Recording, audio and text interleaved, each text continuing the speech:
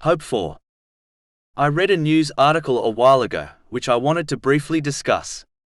It reported on the funeral of a Muslim who openly and persistently committed major sins.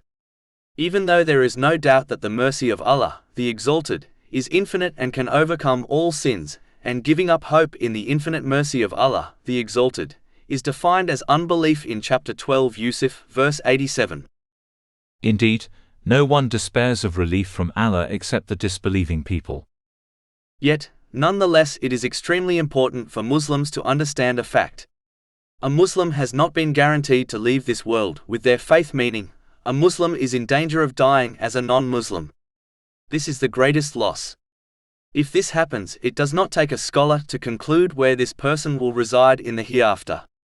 This can occur when a Muslim persists on sins, especially major sins, such as drinking alcohol and failing to offer their obligatory prayers, and reaches their end without sincerely repenting from their sins.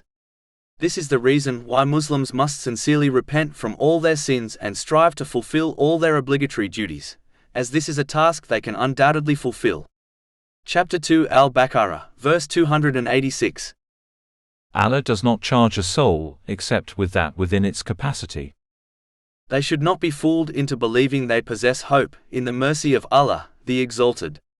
As true hope in the mercy of Allah, the Exalted, is supported by obedience to Allah, the Exalted, through actions. This involves fulfilling His commands, refraining from His prohibitions, and facing destiny with patience according to the traditions of the Holy Prophet Muhammad, peace and blessings be upon him. Failing to do this and then expecting the mercy and forgiveness of Allah, the Exalted, is not hope in His mercy. It is merely wishful thinking, which has no weight or significance in Islam.